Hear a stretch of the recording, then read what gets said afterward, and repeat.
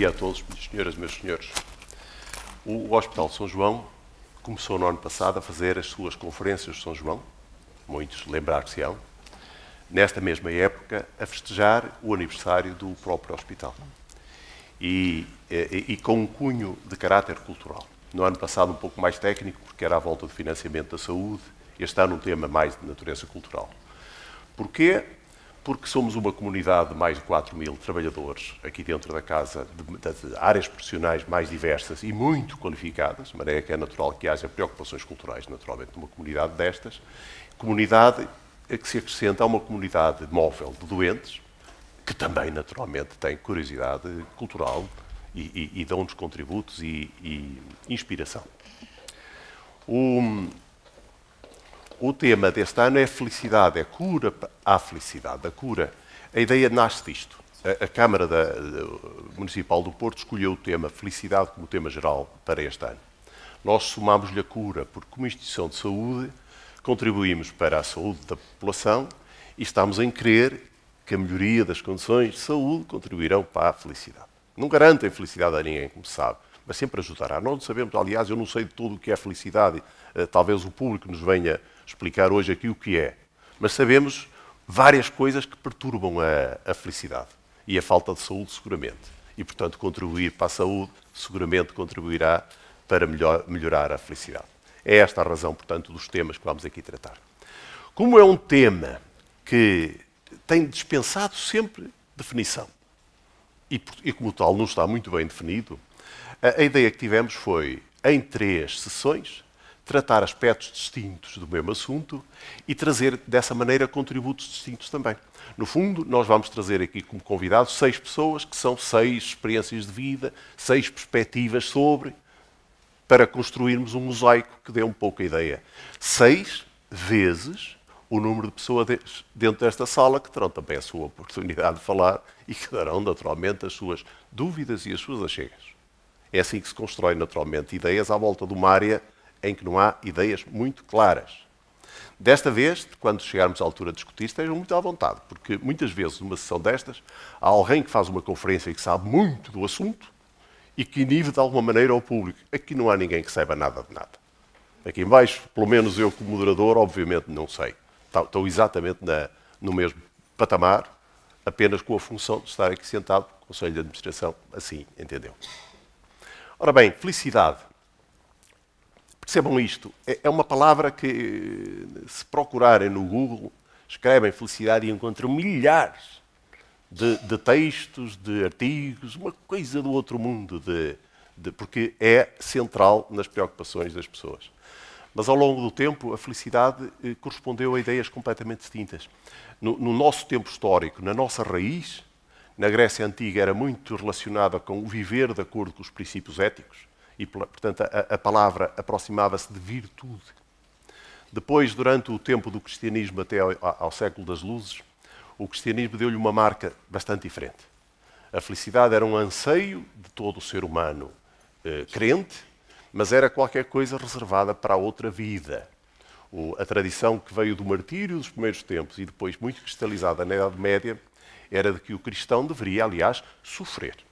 Nós temos ainda hoje, na formulação de algumas orações, na Salve Rainha, por exemplo, o vale de lágrimas, os degradados filhos da Eva. Era o nosso papel, era sofrer com paciência, enfim, durante um percurso e teríamos no fim a felicidade. Esta é uma perspectiva. Nós vamos ter a religião na próxima semana e este assunto será naturalmente aprofundado. Mas no século XVIII, no século das luzes, mudou muito e a mudança nunca mais acabou. Passou a ser assumido como um direito das pessoas, uma marca, um direito do cidadão. A Declaração da Independência dos Estados Unidos, sabe isso? Tem lá a felicidade como um direito. Sim. Não a felicidade, mas a busca da felicidade. Portanto, era um objetivo da sociedade e era um direito reconhecido a toda a gente procurar a felicidade.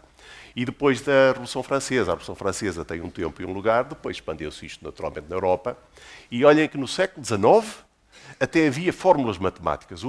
Quem se lembra da Cidade e as Serras? O Essa de Queiroz diz que felicidade se obtém por máximo de potência com o máximo de sabedoria, de ciência. Era a ideia da força motriz, do vapor, e os comboios e a tecnologia, e por outro lado a ciência que garantiam a todos a felicidade. O Karl Marx também garantia a todos a felicidade com o socialismo, as primaveras que cantam. Portanto, a ideia de felicidade até teve, portanto, receitas. As receitas não funcionaram, como sabem, mas este objetivo é universal. E é por isso que estamos aqui hoje e que trago os meus convidados, que são duas personalidades que já apresentarei, que dão muito bem para o efeito que aqui se pretende. Em todo caso, gostava que percebessem ainda isto. Não sabendo o que é a felicidade, como um estado contínuo, sabemos que é qualquer coisa de não atingível. E para muita gente, a aproximação à felicidade é a procura dela. Procuramos qualquer coisa para chegar e temos prazer nisso e temos prazer em ter tentado, mesmo que não se tenha atingido. Também sabem que um momento de bonomia, de bem-estar, é habitualmente fugaz. E, portanto, não haverá propriamente estado de felicidade, mas haverá momentos de felicidade. E as pessoas que aos 70 anos dizem que foram muito felizes são as que tiveram muitos momentos de felicidade, todos têm, mas que seletivamente se lembram dos momentos de felicidade e minimizaram e foram esquecendo os momentos de tristeza. Os infelizes são os que se lembram dos momentos de tristeza e se esqueceram dos momentos de felicidade. É muito isto, creio eu, o que nos separa a todos. Mas, ainda, nós estamos numa universidade, num hospital universitário, e estes assuntos têm suporte biológico claro. Os afetos, o prazer, no sentido do prazer, desenvolveu-se na história da vida há muitos milhões de anos em animais muito básicos, como sabem, para os levar a alimentar-se e a reproduzir-se. Mas os estudos do cérebro à volta das questões da tristeza e da alegria levaram ao desenvolvimento de fármacos que todos conhecem, antidepressivos, que melhoram o estado anímico das pessoas. Portanto, há qualquer coisa mais substantiva. Em todo caso, não há drogas que deem felicidade, como sabem também. Até se recomenda vivamente como receita para a felicidade que não se use recursos de efeitos rápidos que normalmente trazem um rebound a seguir de infelicidade. De maneira que vamos aqui ouvir estes dois senhores, lembrando-nos que à volta do tema felicidade vocês podem encontrar, a felicidade para muitos daqui, só um momento na vida. Um lugar onde têm recordações felizes. São pessoas, nós fomos educados sempre na ideia do amor romântico a produzir felicidade para o resto da vida, felizes até à morte, não é? Vivemos assim. Mas se quiserem podem juntar a isto conforto, podem juntar a isto dinheiro, podem juntar ainda poder, juventude, beleza, uma quantidade enorme de ingredientes que andam à volta do assunto que nenhum deles define felicidade, quase todos eles definem facilmente, na sua falta, infelicidade. É mais fácil falar de infelicidade do que de felicidade. Ora, os meus convidados de hoje, que estão aqui, é um prazer enorme, é uma honra enorme tê-los aqui hoje, é o escritor Richard Zimler. O Richard é um homem que vive aqui no Porto há muitos anos, de maneira que não estejam preocupados, quem não conhece, é impossível não conhecerem, mas enfim, quem não conhece, porque ele fala português como nós, com um ligeiro sotaque, que lhe dá um colorido muito bonito, como vão ver. Um forte sotaque, mas isso é muito bem. É um escritor de grande sucesso, mas a razão é esta. É um homem que nasceu na costa leste dos Estados Unidos, trabalhou, estudou na costa oeste dos Estados Unidos, está hoje aqui, correu o mundo, tem vivências, de facto é uma personalidade de eleição. Ele próprio já esteve dentro desta sala e já nos demonstrou isso a quem cá esteve nessa altura. Portanto, ninguém tem dúvida nenhuma sobre um percurso de vida como tem o Zimmer. E, portanto, irá falar do que quiser, irá falar de felicidade, mas irá também falar, como todos nós, da estratégia pessoal de procurar a felicidade. Quer dizer, como terá feito ele? Onde chegou? É isso que pedimos, aliás, que pedimos depois na discussão a qualquer das pessoas da sala. O Dr. Rui Machado é um homem que eu conheço de razões profissionais, porque é um dos nossos utentes deste hospital, que dá sentido à existência de um lugar de saúde, que está no nosso serviço. É um homem de formação em psicologia, formação muito elevada, e a razão que lhe pedi para vir cá e que lhe expliquei, que a razão objetiva que procurei uma pessoa como ele, é porque eu queria mostrar-nos isto. Quer dizer, nós temos uma comunidade de gente com saúde e gente com menos saúde. E temos instituições a lutar pela saúde, mas a saúde, como sabem, não curamos muitos dos doentes, só cuidamos deles e lhes melhoramos a vida. Mas a ideia que temos, ou que eu tenho de felicidade, é que é um anseio universal. De todos nós. Naturalmente, e no caso do Machado, ele tem limitação que é visível, e é um homem como os outros, e naturalmente tem um anseio. Foi para desmistificar esta ideia do jovem, belo, rico, e esse é que é a pessoa feliz, ou que tem anseios. Não, não, também o velho, doente, não é o caso velho, com a limitação, pobre, também tem os mesmos anseios. Isto foi para ilustrar isto, e depois foi a personalidade dele, porque é uma personalidade superior, que naturalmente, para além deste problema, tem depois a sua qualidade e o seu contributo. Nós vamos fazer assim, vamos dar a palavra a um e ao outro, no fim de um e outro dizer as palavras que entenderem, cruzamos, se quiserem comentarem-se mutuamente, e abrimos a assistência para fazermos o resto da conversa, pela extensão e profundidade que quiserem dar-lhe. Vamos começar então pelo Richard, pela razão óbvia, que é um homem, apesar de tudo estrangeiro, nós temos esta coisa de estrangeiro. Não é? Ok, estrangeiro. Muito bem, obrigado. Eu quero primeiro exprimir os meus agradecimentos à professora Agostinho Marques, à direção do Centro Hospitalar de São João, a todos vocês. Não faz sentido não estarmos aqui sem vocês, agradeço imenso. Antes de começar, escrevi um pequeno discurso de 12, 13, 14 minutos, mas como o professor mencionou a Constituição Americana, eu queria também mencionar que provavelmente quase tudo o que vou dizer hoje tem a ver com a minha experiência, a minha infância, juventude nos Estados Unidos e também experiência como falador de inglês, porque a cultura e a língua, evidentemente, influenciam muito, eu não diria tanto as emoções, mas a nossa definição de o que é felicidade. Eu não tenho a certeza que a happiness, em inglês, é exatamente a mesma coisa do que felicidade em português. Então, primeiro vou dizer isso. Ok. Embora eu não possa dizer que sou um especialista em felicidade, a verdade é que este é um tema em que tenho pensado bastante ao longo da minha vida. E isto por duas razões principais, penso eu. Primeiro, porque foram muitas as vezes em que a felicidade me pareceu muito esquiva. Atravessei períodos de profunda depressão, pelo menos em 3 ocasiões, quando pensava que encontrar um pouco de felicidade era uma coisa impossível. Segundo, porque passo períodos que às vezes se prolongam por 3 anos, em que vivo dentro das cabeças das personagens dos meus romances, e é para mim essencial conseguir perceber o que as torna felizes ou infelizes. Hoje, gostaria de falar sobre o que aprendi sobre a felicidade ao longo da minha vida. Antes de mais nada, vou-lhes falar sobre a conclusão mais importante a que cheguei. Acho que é isso que gostaria de que retivessem desta minha intervenção, mesmo que esqueçam tudo o resto.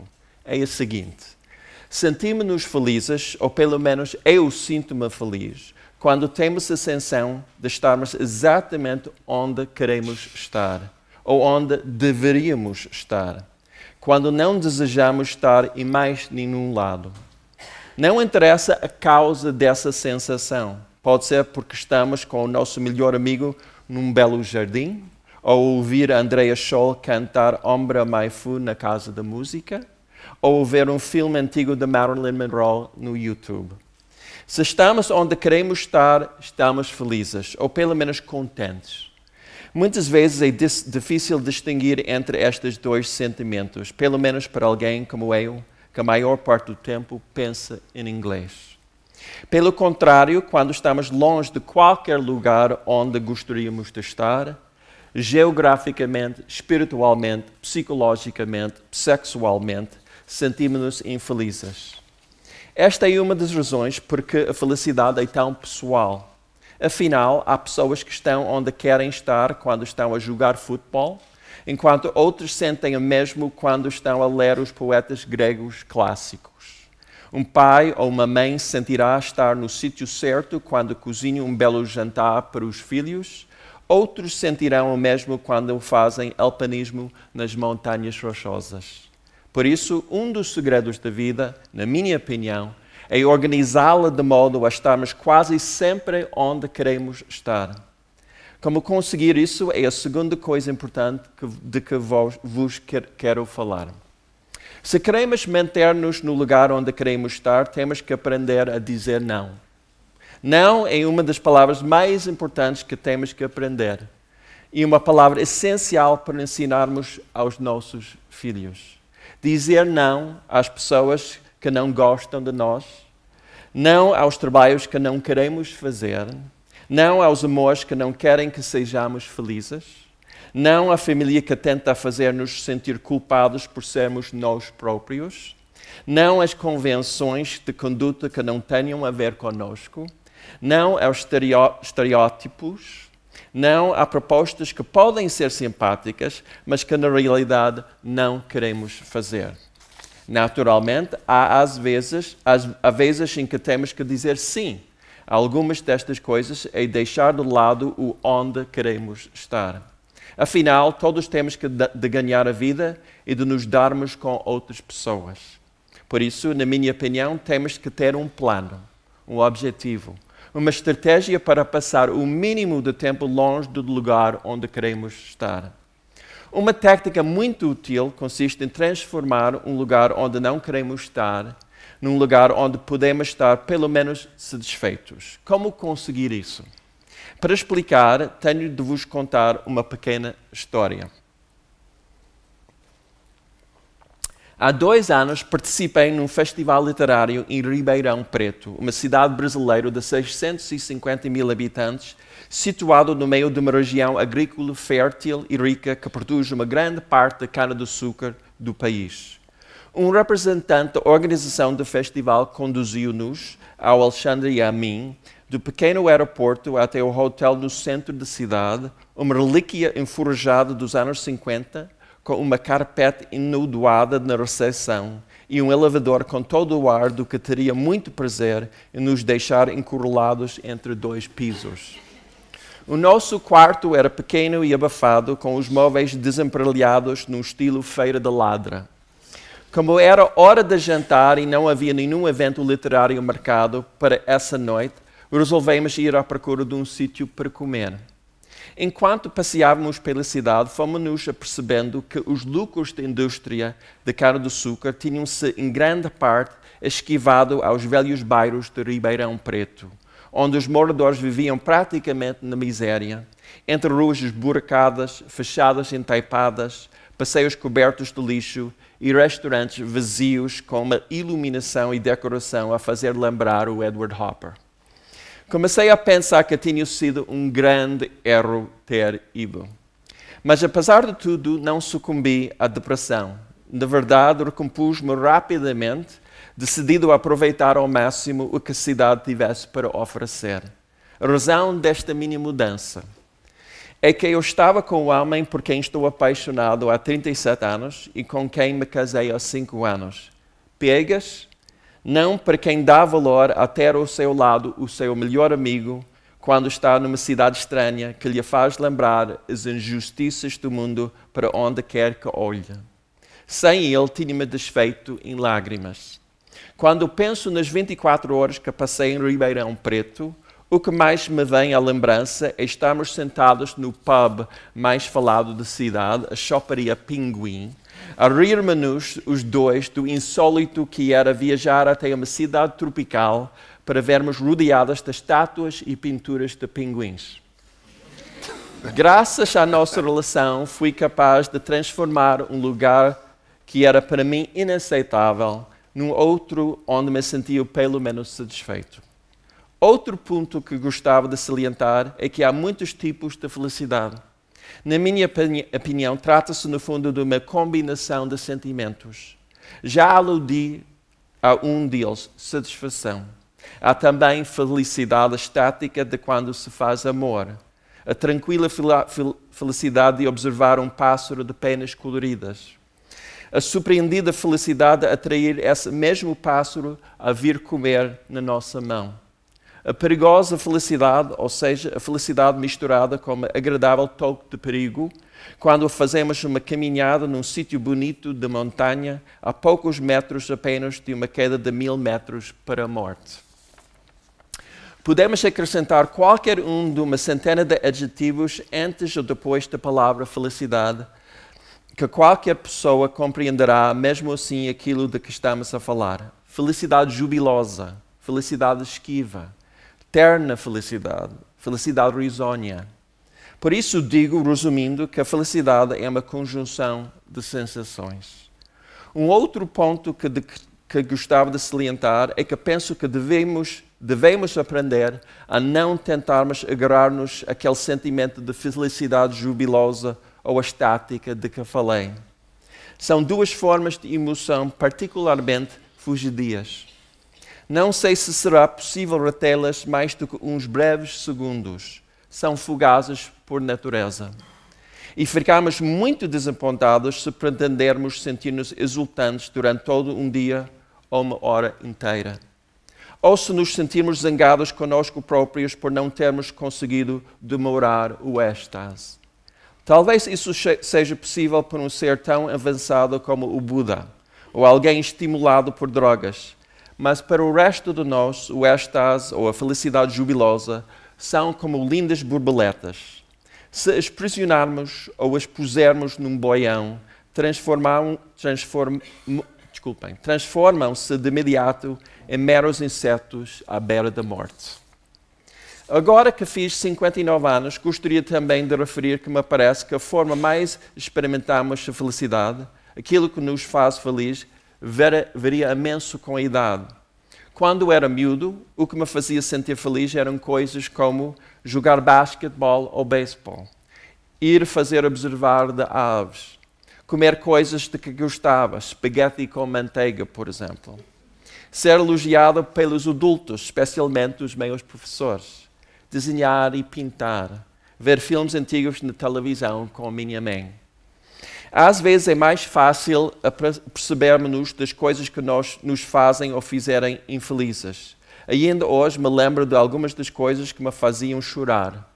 Sentia-me infeliz se os meus pais me gritavam, se o meu pai me dava uma estelada, se me forçavam a seguir regras e regulamentos de outros, se não me deixavam tempo suficiente para mim próprio, se o meu irmão troçava de mim.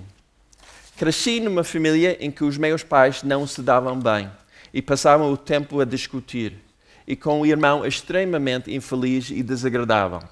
Por isso, poderão facilmente imaginar que sentir-me contente para mim, muitas vezes queria simplesmente dizer estar sozinho e não ter ninguém ao pé aos berros ou ao atormentar-me. Gostaria de ter tido bons amigos, mas isso não era fácil. Para mim, dava-me a impressão de que eu procurava na amizade algo que não era o mesmo que os outros rapazes e raparigas da minha idade procuravam. Aos 13 anos, tive a minha primeira crise de depressão profunda. Passava dias seguidos sem fazer outra coisa além de chorar. A maior mudança na minha percepção de felicidade surgia aos 14 ou 15 anos, quando comecei a sentir fortes impulsos sexuais. Demorei vários anos até conhecer qualquer género de realização sexual e não conseguia estabelecer um relacionamento sexual bom e saudável, senão depois dos meus 22 anos. Nesse tempo, era uma coisa que me parecia demasiado longínqua. Senti-me felicíssimo ao descobrir que podia dar e receber amor com ternura na cama e fora dela. Algumas das coisas que me faziam feliz quando era miúdo continuam a fazer-me feliz hoje. Por exemplo, adoro passar várias horas por dia entregue a mim próprio. Escrever dá-me essa possibilidade, mas mesmo que não fosse escritor, continuaria a ter necessidade de uma boa dose de tempo para estar só, ou com o Alex, ou a minha outra metade. Continuo a gostar de pintar e ir uma vez ou outra observar as aves na natureza ou de ver um bom filme. E continuo a sentir infeliz se alguém me grita, se troçam de mim ou se me vejo ao lado de homens ou mulheres que passam a vida zangados. Mas como disse antes, aprendi a dizer não. Já deixei de perder tempo com gente que não gosta de mim. Hoje em dia, a felicidade entra na minha vida de muitas outras formas. Deixa-me feliz, por exemplo, conseguir exprimir-me bem numa outra língua e viajar para países longínquos e andar a vaguear pelas suas cidades. Gosto em particular de ir aos museus de arte realmente bons e ainda há pouco passei 3 horas na Gemäldegalerie em Berlim a ver os quadros fabulosos de Holbein, Van der Weyden, Botticelli, Dürer, etc. Quando estou no museu da primeira categoria, sinto que estou a ver o que há de melhor na natureza humana. Sinto-me invadida por uma espécie de felicidade pacificada. Digo pacificada porque se torna subitamente claro para mim que os seres humanos podem ser criaturas belas e maravilhosas. O último ponto que queria salientar é que nunca pudermos atingir um pleno sentido da maturidade como seres humanos enquanto não nos empenharmos em fazer os outros contentes e realizados, em especial, naturalmente, aqueles que amamos. Queremos fazer com que Queremos fazer com que sintam que quando estão conosco estão exatamente onde queriam ou deviam estar. Infelizmente, nem todos atingem um tal estado de maturidade. Há ainda muita gente, talvez a maioria, receio eu, que não se preocupa em ajudar os outros a encontrar a felicidade.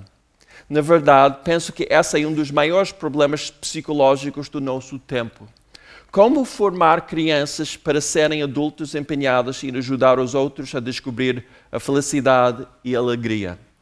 Penso que essa é uma das coisas que precisamos de dedicar muito tempo a estudar e a ponderar, mas parece-me que, infelizmente, não o fazemos.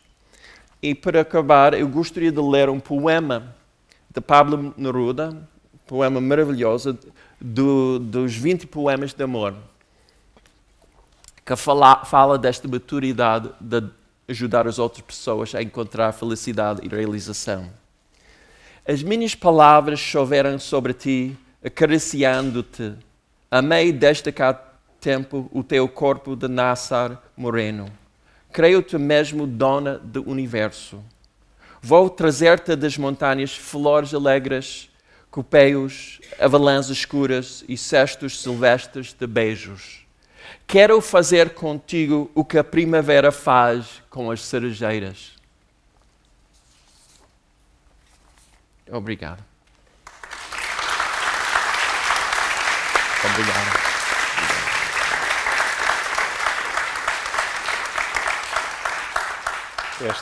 Esta nota final, Richard, é fundamental. Quer dizer, a gente não sabe bem o que é ser feliz, mas não se é feliz sozinho. Há isso não. Quer dizer, e é no serviço aos outros e tal, na entrega, há isso não tem dúvida. Esta outra nota que ele sublinha de não dizer não, eu conheço bem esta vertente. E foi o meu receio quando o convidei. O meu medo quando fui lá, o homem às tantas vai-me dizer que não, porque se achar que não, é não mesmo. E não há maneira de convencer. Foi uma inquietação nessa altura. Eu lamento isso, mas é verdade que não, para mim, é uma palavra absolutamente essencial. Nós somos frequentemente, contemporizamos, quase todos nós, por questão de boa vontade, e arrependemos-nos todos de não dizer não. Seguramente, nenhuma dúvida. Nesta altura vamos ouvir, está bem? Tá. Dr. Rui Machado, faz favor, com a mesma liberdade. Bom dia a todos. Eu gostava de começar por agradecer ao professor Agostinho Marques e ao hospital o convite que me fizeram. É com gosto que eu aqui estou. É o mínimo que posso fazer, depois de me terem tratado e de me tratarem tão bem. A pergunta é, o que é a felicidade? E a pergunta é tão interessante quanto difícil de responder. Tudo aquilo que vos trago hoje são meras tentativas ou aproximações para se perceber este conceito que é a felicidade. Infelizmente não trago nenhuma epifania, espero não vos desiludir. Mas eu quero partir de algo que eu acho que vai merecer o acordo de todos. Que não é possível ser feliz sem amor.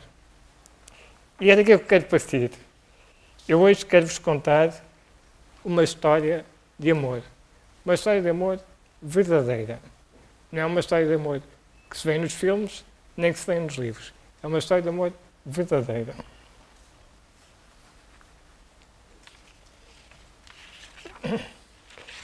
Eu não acredito, ou não sei, o que é a felicidade. Eu acredito e sei o que é o esforço para a felicidade. E é disso que eu vos vou falar hoje, através da minha história de amor. Vou-vos falar do esforço para a felicidade. Mas que amor é este? O amor de que vos falo é o meu amor por Portugal. É um amor difícil e tormentoso, como qualquer grande amor que se preze. Nós ainda não nos entendemos, mas eu não desisti. Não consigo desistir eu. Umas vezes estamos bem, outras vezes estamos mal. Portugal é muito teimoso. Eu aturo-lhe muita coisa.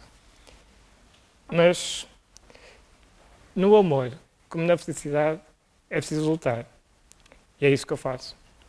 Aliás, eu acho que, e abrindo aqui um parênteses, eu acho que para ser feliz é preciso estar constantemente apto a fazer duas coisas. Uma delas é lutar, como disse. A outra é resignar.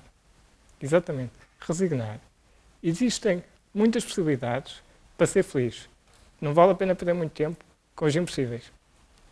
Eu costumo dizer que sou otimista por natureza e realista por necessidade. Por isso, eu luto por Portugal. Eu quero que Portugal goste de mim como eu gosto dele. Eu aceito incondicionalmente. Também gostava que ele me aceitasse. Eu quero que Portugal me aceite com os meus olhos azuis, com o meu cabelo castanho, com as minhas piadas secas, com a minha cadeira de rodas. Eu vou-vos dar alguns exemplos. Quando a minha família deixar de ter capacidade de cuidar de mim, eu vou ser preso. Tenho duas hipóteses. Ou vou para uma instituição, ou vou para uma instituição para pessoas com deficiência, que são poucas, ou vou para um lar de idosos. Esta é a realidade do nosso país. O Estado pagará essa instituição, mais ou menos, dependendo de como eu lá chegar, do meu grau de dependência, pagará sensivelmente 950 euros a essa instituição. A minha mãe deixou de trabalhar para poder cuidar de mim. O Estado compensou-a com 89 euros mensais. É importante aqui os números. Se o meu vizinho estivesse inscrito na Segurança Social como família de acolhimento, eu podia viver para lá. E ele recebia quase 700 euros. Portanto, existem aqui algumas diferenças. Portanto, centenas de portugueses estão presos sem terem cometido qualquer crime. Existe uma filosofia chamada vida independente que garante a plena integração das pessoas com deficiência na sua comunidade. Acho que é evidente para todos que toda a gente precisa de um sítio, de um teto, de um chão. Que esse sítio seja a nossa casa, a nossa rua, a nossa cidade. Nós necessitamos de pertencer a algo. Somos assim. Esta filosofia assenta na figura do assistente pessoal, ou seja, o dinheiro, porque isto no fundo é uma questão sempre monetária, não é? O dinheiro que vai para as instituições passa a ser entregue à pessoa com deficiência e ela gera esse dinheiro contratando assistentes pessoais. Ou seja, é uma filosofia que, como já disse, garante a independência e é assente na liberdade, na autodeterminação e na dignidade. É por esta filosofia que eu tenho vindo a lutar como membro da coordenação dos deficientes indignados. Primeiro divulgámos-a, fizemos uma conferência internacional sobre o tema, em Lisboa. Depois, fizemos ações de protesto. Nós temos este cariz de protesto. E agora vemos a luz ao fundo do túnel. A Câmara de Lisboa está a lançar o primeiro projeto piloto desta filosofia. E foi criada o primeiro centro de vida independente em Portugal, do qual eu faço parte da direção e tenho vindo a trabalhar para que no próximo mês, para começarmos no próximo mês a selecionar os candidatos. Resta dizer que este projeto extraordinário é da Câmara Municipal de Lisboa, que teve a coragem em pegar numa coisa que, teoricamente, seria o Estado que devia pegar e que tem vindo a adiar constantemente, apesar de assinar convenções, fazer resoluções no que respeita à deficiência, mas não queres cumprir. Nunca. Outro aspecto, portanto, antes disso, já temos aqui aspectos importantes para a felicidade. O amor, o ter um chão, um teto, a liberdade, a dignidade e a autodeterminação. Outro aspecto, então, em que Portugal tem sido mauzinho comigo. Eu nunca consegui ter um emprego. É claro que eu gostava de ter independência económica. É claro que eu gostava de trabalhar naquilo que eu julgo, não sei se estou certo ou errado, mas eu julgo ter alguma vocação. Fiz, como disse o professor, fiz psicologia, tenho uma mestrado em psicologia clínica, mas fiz também um curso técnico de multimédia, onde trabalhei durante um ano numa empresa que esquecia de pagar. Portanto, num ano recebi 700 euros. Eram esquecidos, coitados.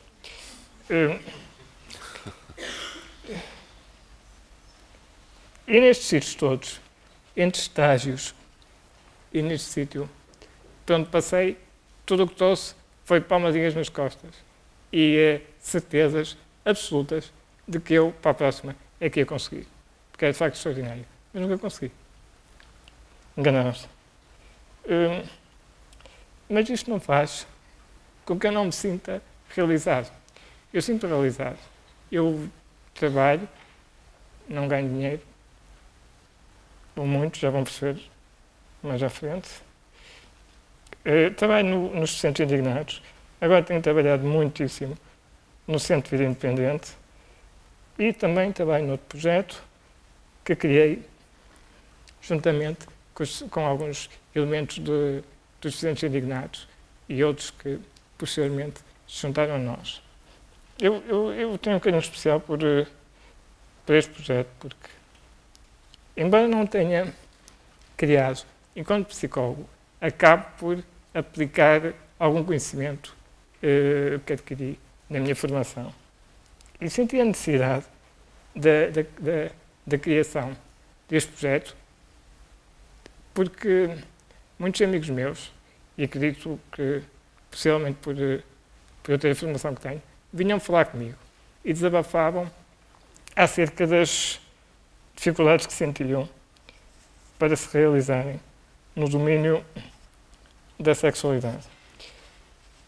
O projeto que vos falo é um projeto que visa desmistificar a sexualidade em pessoas com deficiência. E tem o nome de Sim, Nós Podemos.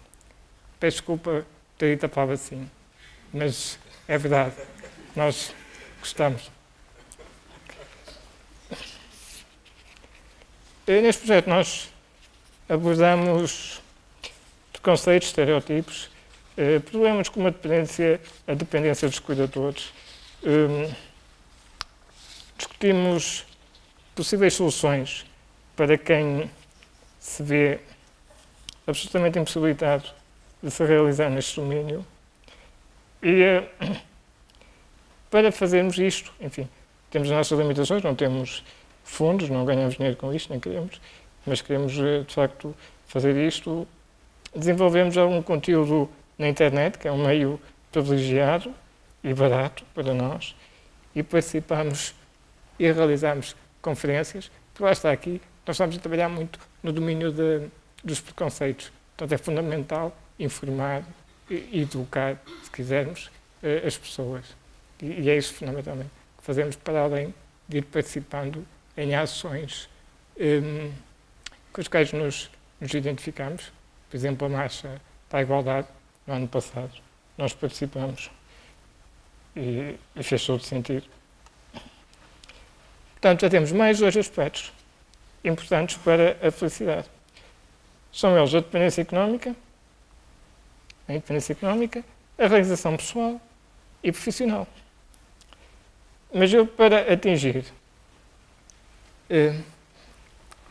ainda mais e melhor estes objetivos, eu há um ano segui um novo caminho. Eu sempre tive um gosto tremendo pela leitura, pelo próprio objeto em si, o livro, os autores. Sempre fascinou o mundo dos livros e sempre li bastante. E, de facto, fui escrevendo e comecei a ter a coragem de mostrar e acabei por lançar o meu primeiro livro o ano passado. E este ano, daqui a 2 meses, 2 ou 3, sairá o segundo, se tudo correr bem.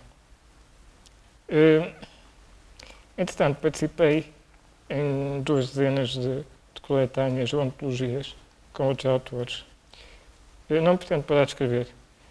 Aqui em Portugal tem sido um cair.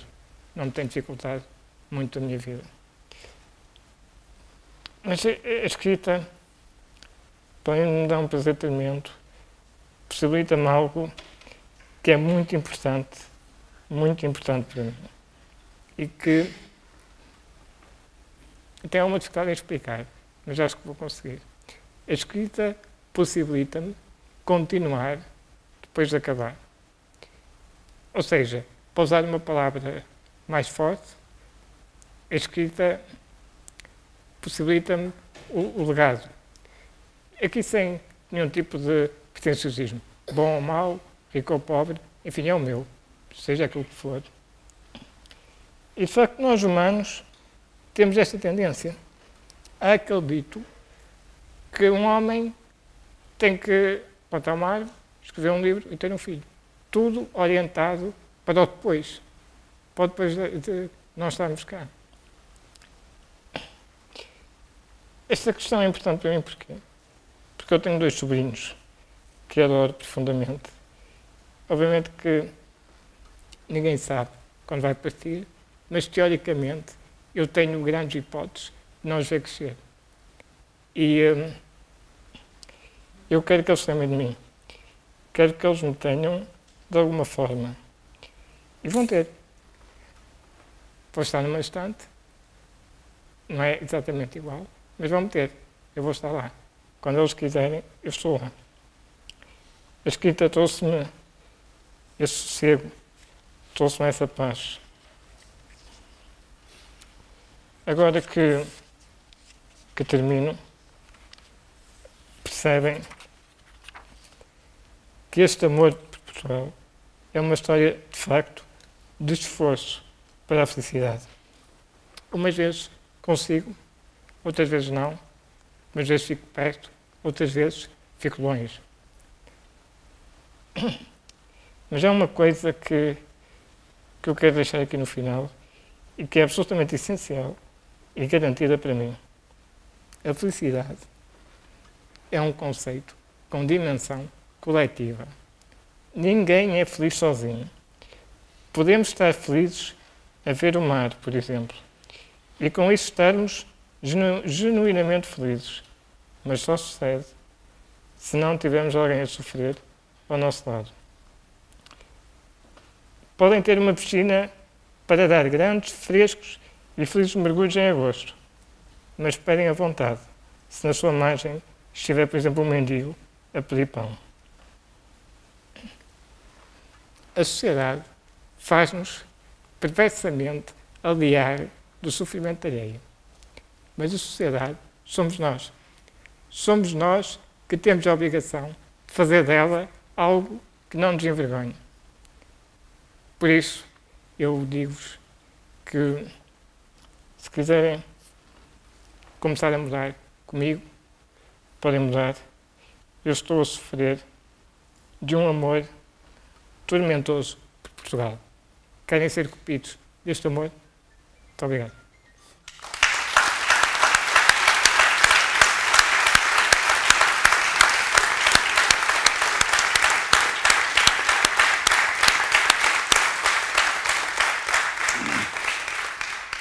Richard, o Machado acabou agora no fim com esta ideia, que a história da piscina com o pedinte na margem.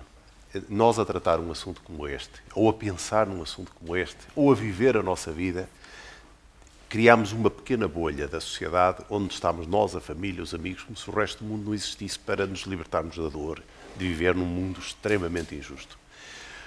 Comunidades dentro da comunidade, que são minorias, têm dificuldades do outro mundo, como é bom de ver. Têm os mesmos anseios, mas têm dificuldades que a gente normalmente nem vê, nem quer ver, evita ver para não se magoar. Tu tens ideia disto? Partilhas? Qual é a tua reflexão? Sim, é um assunto muito complexo e que eu trato com muita frequência nos meus romances. Aliás, eu escrevi um romance que se chama Sétima Porta, sobre a guerra dos nazis contra as pessoas deficientes nos anos 30 e 40, porque já em 33, com a eleição de Hitler, os nazis começaram a esterilizarem pessoas consideradas perigosas para a saúde do povo alemão. Pessoas cegas, surdas, com desformações, com epilepsia, pessoas autistas, embora essa palavra não fosse usada nesse tempo. E por que eu escrevi esse romance? Porque eu cresci numa família judaica, laica, e para os judeus o Holocausto, para melhor ou para pior, o Holocausto é o centro da história moderna. E desde muito jovem eu comecei a ler sobre os campos de morte, sobre os guetos, li os grandes livros do Primo Levi e outros. Mas uma coisa que eu não sei se era de propósito, ou seja, conscientemente evitei, ou eu nunca tinha lido nada sobre o tratamento dos deficientes. E eu pensei, isto é uma vergonha para um judeu não saber. Então voltei à biblioteca e mandei vir livros através da Amazon e comecei a ler. E uma coisa que eu descobri ao escrever esse livro é que, e publicar em vários sítios incluindo os Estados Unidos, Portugal, Inglaterra, etc., é que ainda hoje em dia falar de deficiências é um tabu. Eu não percebo porquê. Mas o meu livro, só para dar um exemplo, é que saiu na Suécia e não saiu uma única crítica ou resenha ou informação nos jornais. Porquê? Porque na Suécia, até os anos 70, o governo continuava a esterilizar mulheres consideradas não saudáveis ou perigosas para a saúde do povo sueco. Talvez seja a nossa última barreira a conquistar em Portugal e muitas outras sociedades. Quer dizer, evidentemente temos muitas outras minorias. Os homossexuais conseguiram, felizmente, o direito de casar em Portugal e muitos outros sítios. Já não é um tabu em Portugal falar disso. Não é um tabu falar de racismo nos Estados Unidos, ou Portugal, ou Brasil, embora exista, evidentemente. Mas A nossa sociedade, eu não sei porquê, se calhar alguém pode me explicar, ainda não está preparado a lidar com pessoas com deficiências. Eu lembro-me eu tive o prazer de viver na cidade de Berkeley, na Califórnia, durante muitos anos, que era a primeira cidade a oferecer às pessoas deficientes a possibilidade de ter uma vida independente, com medidas muito simples. Por exemplo, construindo rampas em todos os edifícios públicos para que as pessoas em cadeias de rodas pudessem ter acesso aos correios, à Câmara Municipal, aos hospitais. Quando cheguei a Portugal, eu notei que nenhum edifício tinha rampas. É uma vergonha total para todos nós e eu espero que um dia este assunto vai ser debatido abertamente, frontalmente, e dou os meus parabéns à direção do hospital para lidar com este assunto frontalmente, porque é a última fronteira. E já agora, para seguirmos o figurino tal e qual, depois abrimos o Machado, sente isso? Sente que as pessoas com que lida têm bloqueios na aproximação consigo? É uma experiência vossa? As pessoas que têm... Sim. Porque é o caso da limitação que está explícita, que está à vista, não é? Portanto, não... Eu tenho 32 anos e apesar de que não sou velho, não é? Mas noto uma diferença ao longo dos anos. Tenho notado uma melhoria e aplaudo essa melhoria. Mas ainda acontece, eu noto perfeitamente barreiras fortíssimas, nomeadamente mais ao nível da empregabilidade. Aí sim eu noto uma fronteira, um muro altíssimo que tenho vindo a ser incapaz de ultrapassar. Aí sim eu sou obrigado a confessar a minha incompetência, porque de facto não consegui até agora. Continuo a tentar, mas é de facto o domínio onde eu mais encontro discriminação, para usar essa palavra, que eu acho que é justa. Na atualidade, compreende-se que a empregabilidade de pessoas com deficiência é particularmente difícil, porque é uma situação conhecida, talvez. A minha questão era mais na abordagem do contacto, quer dizer, socialmente, a necessidade de nós contatarmos uns com os outros e nos tratarmos sem estigmas como iguais. Pessoas da mesma dignidade, pessoas humanas. Professor, deixe-me... Diga, está à vontade. Eu queria... Às vezes, não sei se concordam comigo, mas eu sinto isso muitas vezes. Muitas vezes a nós só nos são concedidos dois papéis possíveis. O de herói ou de coitadinho. Pois. Não há possibilidade de ser normal. E nós, no fundo, somos tão bons e maus como qualquer outro. Portanto, haverá heróis e haverá pessoas também muito más. Não sei. Mas, de facto, e nós vemos isso na comunicação social, quando aparece normalmente uma pessoa com deficiência, ou é para comover, ou é para inspirar. Mais nada. Muito bem. Era exatamente isso que eu queria. Agora abro a oportunidade ao público para intervir. Com testemunhos pessoais, questões aos participantes, como queiram. Faz favor. Faz favor. Eu quero ouvir há aqui pessoas, há aqui o Miguel Gonçalves que lida com este tipo de limitações. Eu quero ouvir alguma coisa daí também. Bom dia a todos. Meu nome é Celeste Dias.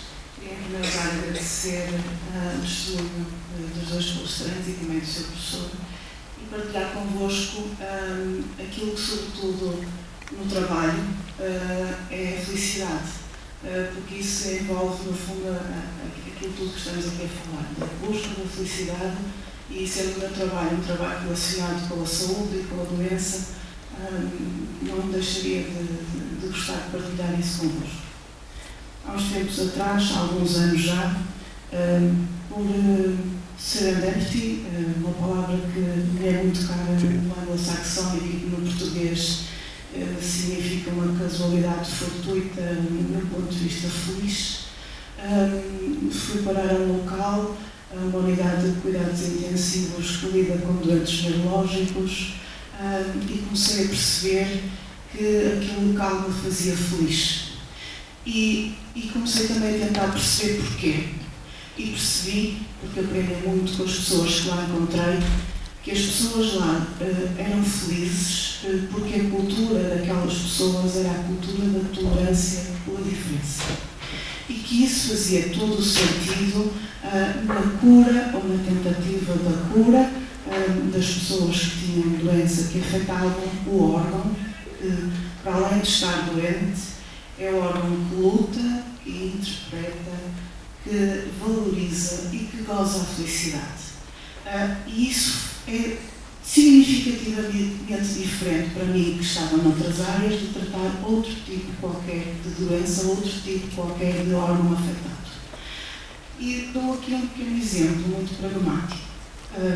Sendo uma área de cuidados intensivos, onde a área onde a gente tem imensa preocupação em evitar os acidentes e os incidentes, por exemplo, retirar uma sonda, um doente conseguir retirar uma sonda nasogástrica noutro sítio qualquer é um incidente e, para nós, sem dúvida, sendo um incidente, é uma capacidade que a pessoa recuperou de conseguir chegar com o braço ou com a mão a uma coisa que a está a perturbar, ou às vezes até ao contrário, com a cabeça conseguir chegar ao mão para poder retirar algo que lhe está a ser incómodo. E isso é um momento de felicidade para nós, do ponto de vista médico, não tendo a parte, digamos, de preocupação, evidentemente, de que é um incidente, mas no fundo é porque aquela pessoa conseguiu fazer algo que até aí não era capaz de fazer.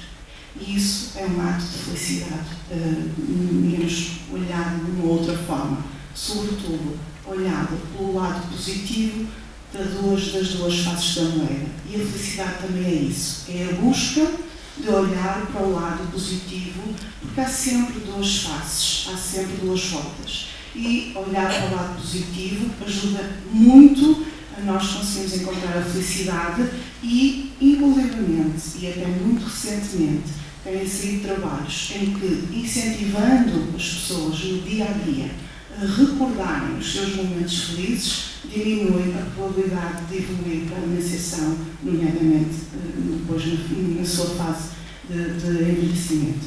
Era isto que eu gostaria de partilhar. Muito obrigada a todos. Muito bem. Professora Ferreira.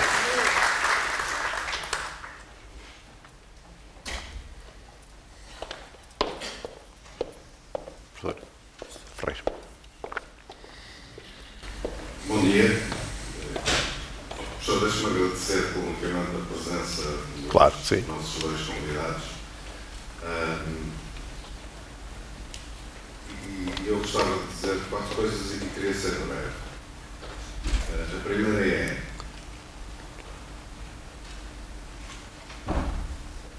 hoje, aqui, neste momento, ouvindo o Dr. Machado e o Zema,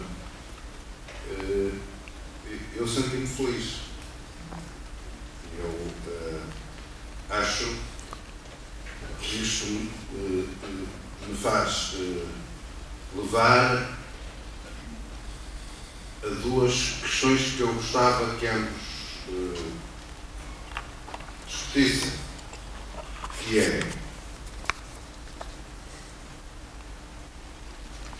eu senti-me feliz porque eu sinto-me no meu lugar. Eu aqui sinto-me no meu lugar, em casa também me sinto no meu lugar, mas a questão do lugar e da lugarização do sítio onde trabalhamos e para as pessoas que servimos como percutor, como estimulador de felicidade. A outra é um aspecto que também me parece importante, que é a questão da singularidade e da capacidade das instituições, da sociedade, para usar este jargão, reconhecerem o valor da singularidade e, por via disso, ultrapassarem os estigmas. ou a estigmatização. E depois, e desculpem fazer-vos perder tempo, gostava de partilhar duas histórias pessoais. Uma é da minha absoluta incompetência para, enquanto médico, e há já muitos anos atrás, mas interno de especialidade dos últimos anos, para perceber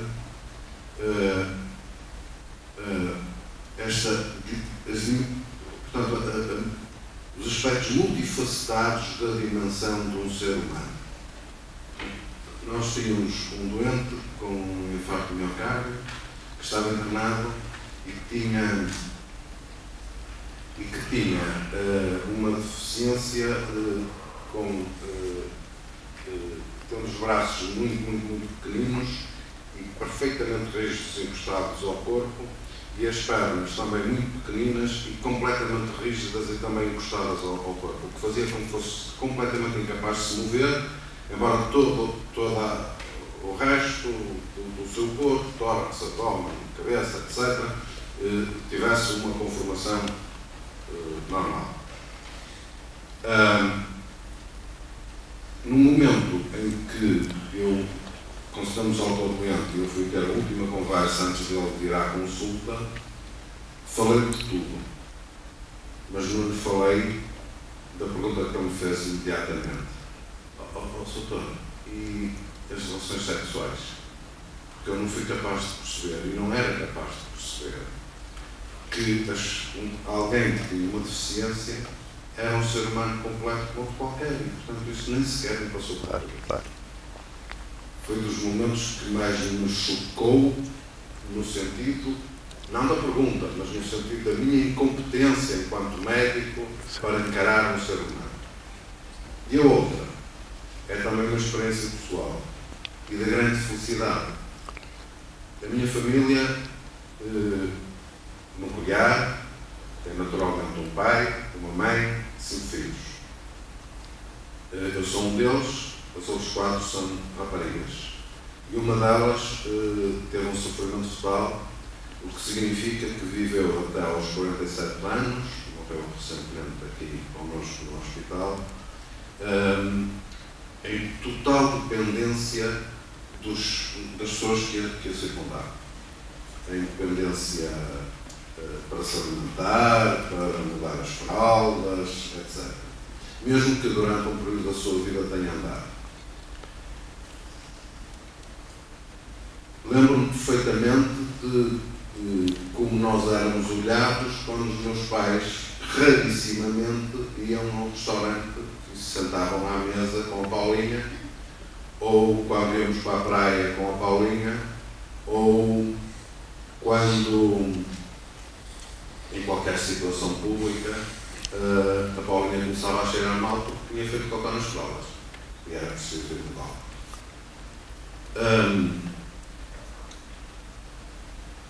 Mas,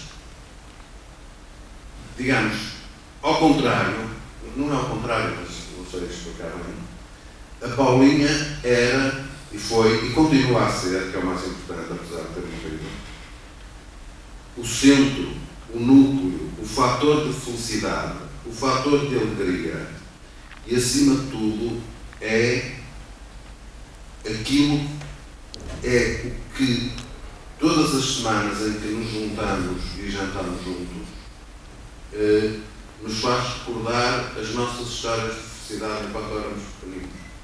Isso leva a outra questão que o Machado abordou, que é a questão, quer acreditemos ou não na vida além da vida, que é a questão da nossa imortalidade, pelo menos na perpetuação da nossa memória naqueles de quem gostamos, que gostam de nós, e que é um aspecto fulcral da nossa própria felicidade, pelo menos da minha. E era isto. Vamos ouvi-los, naturalmente. E irão comentar, naturalmente, se assim entenderem. em todo o caso, percebeu muito bem qual foi a intenção desta. Eu hoje não tinha a menor intenção de lhes dar música. Era mesmo chocar um bocadinho e tal. Depois, nas vezes seguintes, vamos pôr um pouco de música a discutir a religião e a filosofia daqui a alguns dias. Em todo o caso, este senhor é o diretor do hospital. E apetece-me dizer-lhe isto. Para a felicidade, nós trabalhamos à volta de 1/3 das 24 horas do dia. Dormimos uma quantidade de horas e depois partilhamos com a família, que é um fator importante da nossa felicidade. Mas o trabalho também é. Ou somos felizes no trabalho, nas condições de trabalho, no ambiente de trabalho, ou estamos bem arranjados. Isto, portanto, tem que ser uma preocupação de quem dirige aqui, naturalmente, as instituições, neste caso, uma grande instituição que emprega imensa gente, e tem que ser uma preocupação nossa. Para mim, eu sou diretor de um serviço aqui deste hospital há muitos anos. Talvez deva ser o mais antigo deste hospital. Também tenho... O cabelo era preto. E é muito. Mas tive a preocupação ao longo dos anos na substituição de pessoas, para que, na medida do possível, para me juntar com pessoas sorridentes. Pessoas que não compliquem. E isso tem uma importância enorme para o nosso dia-a-dia. Mas tem que ser uma preocupação de todos nós. Porque a vida é muito, muito, muito dura, muito chata. Mas comentarão. Não me sinto a pessoa mais indicada, mas eu diria duas coisas. Primeiro, ao ouvir estas histórias comoventes, eu fico de vez em quando com uma inveja dos médicos e dos enfermeiros. Porquê? Porque lidam com os pacientes a um nível profundo e não superficial. Lidar com a pessoa que está a sofrer significa que temos que falar de coisas sérias, importantes, essenciais. Sexo ou outros assuntos que as outras pessoas não vão abordar.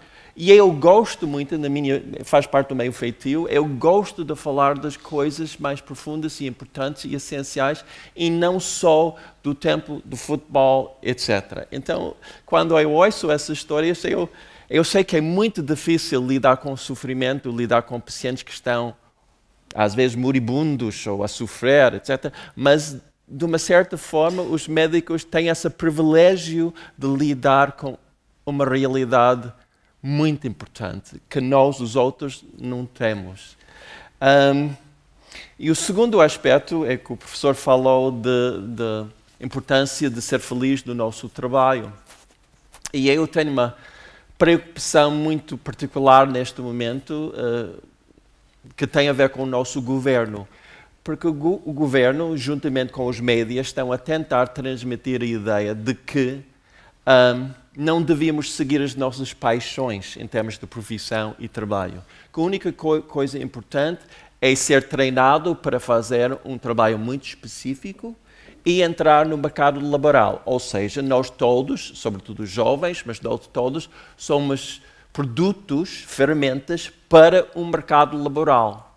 Eu discordo profundamente com isso. Eu acho que é uma receita para criar pessoas muito infelizes, muito pouco realizadas, e por isso eu luto diariamente para tentar transmitir a ideia de que somos muito mais. O ser humano, e os médicos e enfermeiros sabem isso melhor do que qualquer outra pessoa, somos muito mais do que um produto ou ferramenta para o mercado laboral. Está bem. Quero comentar também. Sim, gostava de agradecer a generosidade com que falou desses casos. E há aqui dois conceitos que são essenciais, que é o conceito de lugar e o conceito de singularidade. Enfim, o de lugar não foi por acaso que eu falei na minha intervenção da institucionalização, que é a regra em Portugal. Acho que ficou claro que aquilo que se faz atualmente é de uma violência tremenda e parece ser normal. Parece ser normal. Não se faz nada. Sobre a singularidade, eu acho que está na altura de escolhermos o que é que queremos ser. Se queremos dar a mão a quem precisa, tendo essa possibilidade, ou se não queremos. Mas se vocês não quiserem, eu quero que me digam na cara que não. Quero ouvir que não. E eu acho que a questão de aceitar a diferença, se não for mais nada, é uma questão de inteligência. Porque eu não sei, nem vocês, se amanhã vocês não vão estar piores que eu. Não sei, nada me garante. Portanto, vocês é que sabem o que é que querem. Eu não posso fazer muito, eu tenho tentado, mas precisávamos de ajuda. Pronto, é isso. Miguel Gonçalves. O Miguel trabalha... Sim. O Miguel também, claro que sim. O Miguel trabalha com este tipo de doentes. E com doentes com muito maior limitação do que o Rui Machado, apesar de tudo, tem. Miguel, e vê a busca de felicidade nesta gente, vê a felicidade no dia-a-dia, como é que é a sua experiência? Eu acho importante nós falarmos de felicidade, porque quando eu comecei a trabalhar com estes doentes há 15 anos, o conceito, e todos nós profissionais de saúde, o conceito que nós temos é o conceito de qualidade de vida. E a qualidade de vida não foi falada aqui hoje, o conceito de qualidade de vida. Eu tenho aprendido ao longo destes anos, e cada vez mais com estes doentes, é um privilégio lidar com eles todos os dias, o poder de superação destes doentes faz ter uma noção completamente diferente de qualidade de vida. E todos nós, profissionais de saúde, temos o mau hábito de questionar a qualidade de vida destas pessoas com base na nossa própria qualidade de vida. E isso é errado. Muitas vezes nos questionam a nós. Vale a pena ventilar este doente? Ele tem qualidade de vida? Ele está numa cadeira de rodas, vive com os pais em casa, ele tem qualidade de vida? Qualidade de vida para mim é diferente da vida para si, e cada um tem a sua qualidade de vida. Por isso é que eu não gosto de falar de qualidade de vida. E como investigador e como académico, quando eu leio, especialmente em grandes jornais de neurologia e outras especialidades médicas, eu cada vez mais tenho a certeza que o conceito de qualidade de vida sempre serve para nós não fazermos alguma coisa. Nunca serve para nós fazermos alguma coisa. Eu nunca ouvi ninguém dizer assim, vamos fazer alguma coisa porque este doente tem qualidade de vida. Não. Eu ouço muito mais vezes as pessoas dizerem, não, mais vale não fazer nada porque este doente não tem qualidade de vida. Isto faz depois passar aquilo que é o conceito de felicidade destes estudantes e nas conversas que tive com o professor Agostinho, chegamos a um conceito muito interessante de felicidade, que para estes estudantes, para todos nós, a felicidade é igual à realidade e às expectativas.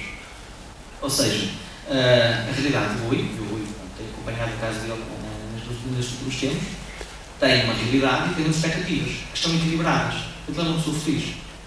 Outros nossos estudantes, por exemplo, que sofrem de uma outra catástrofe neurológica, que é, por exemplo, a esclerose amiotrófica, onde de um momento para o outro a sua realidade, que é rapidamente progressiva, cai, não é? E eles deixam de ter as suas expectativas.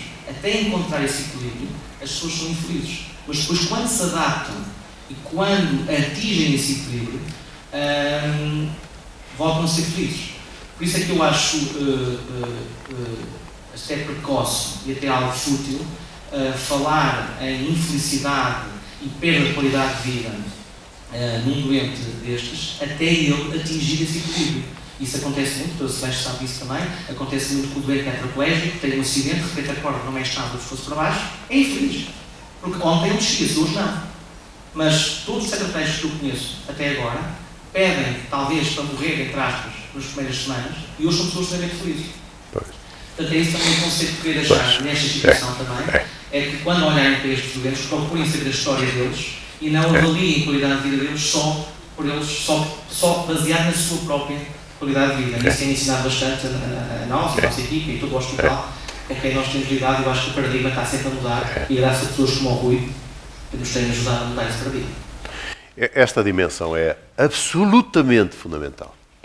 E esteve no centro da nossa preocupação, trazer isto aqui e alargar, a ver se a gente parte algumas barreiras mentais que todos temos, inevitavelmente. Faz favor. Quem é que... faz favor.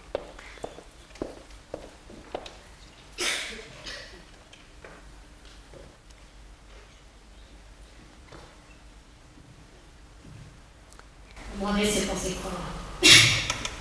Mas já queria dar os parabéns aos dois, porque foram duas pessoas extremamente corajosas, que ao contrário daquilo que o Super disse, que não há tabu em Portugal, efetivamente há muitos tabus ainda em Portugal, e em outros lados também, e vocês são Portanto, valorizo esse facto porque é difícil assumir esse facto da deficiência da homossexualidade e são, de facto, escolheram dois casos muito bons. Porque, de facto, o da homossexualidade está muito ligado à educação. A do quê? Educação. A educação. Sim, as pessoas precisam de ser educadas e informadas a aceitar um homossexual. Para dizer que eu não tenho preconceitos, felizmente. Aliás, eu tenho um filho que foi criado com uma criança homossexual, porque era o meu vizinho,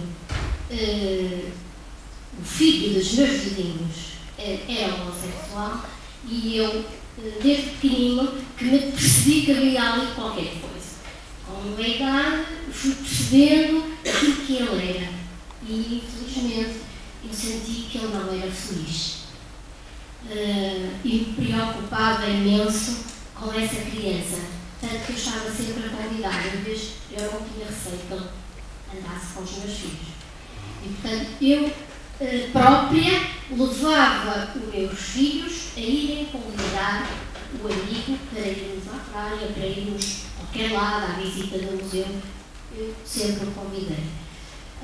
Mas um dia quis confrontá-lo. E então, porque ele sorria muito, mas aquele sorriso não se convencia, não é?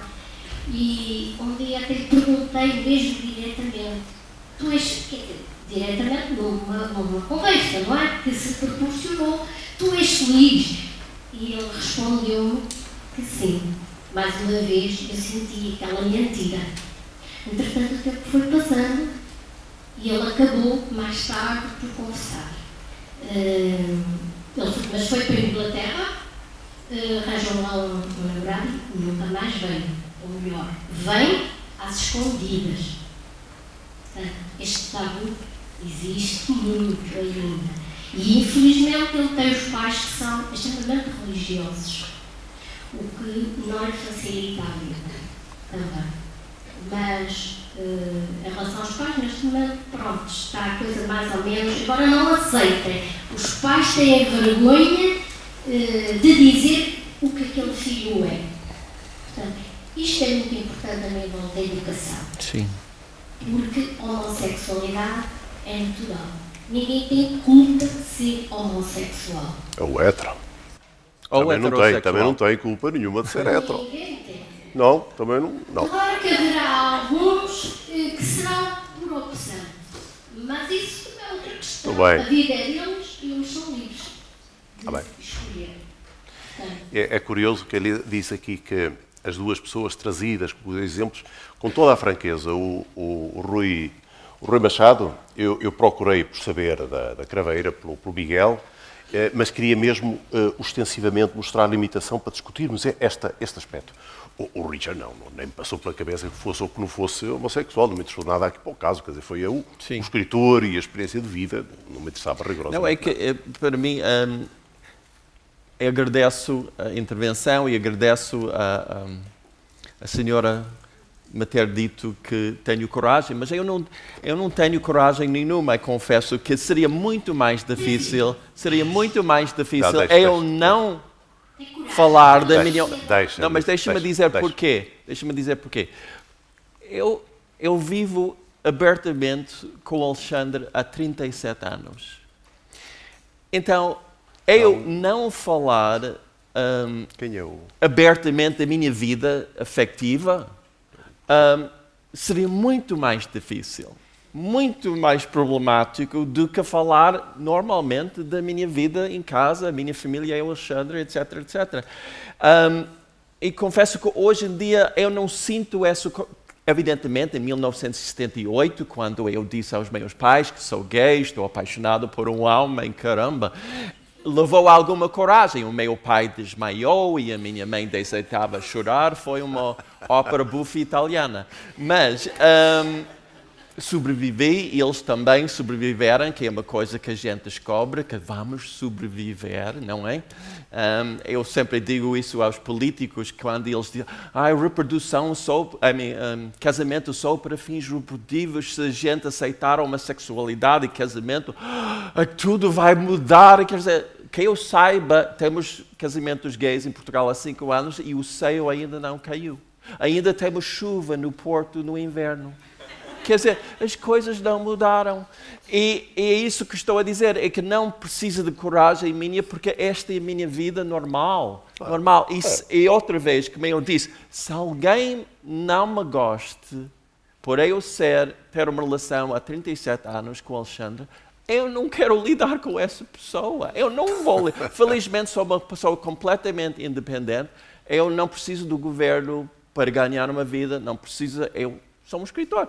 Então, se as pessoas não me gostam por isso, tudo bem, ótimo. Sim.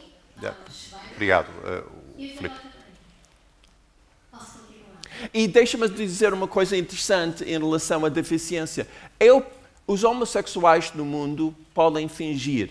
Podemos viver, muitos de nós, podemos viver dentro de os brasileiros dizem gaveta, quer dizer, no armário. Mas muitos deficientes não podem, porque a deficiência é mais óbvia.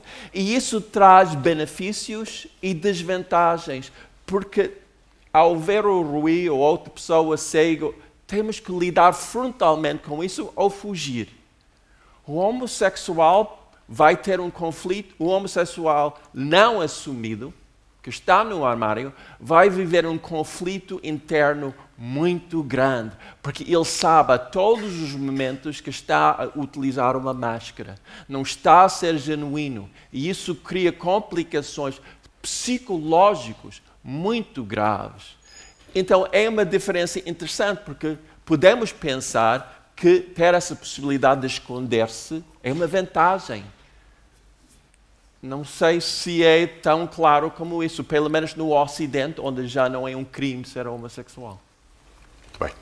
Então, continuando, queria dizer que o aspecto do Dr. Rui, também, o fator de deficiente, efetivamente, como ele diz, é o amor a Portugal, e Portugal ama um pouco. E isso é uma das questões, que é a organização da forma como os povos se organizam, pode contribuir muito para a felicidade de uma pessoa.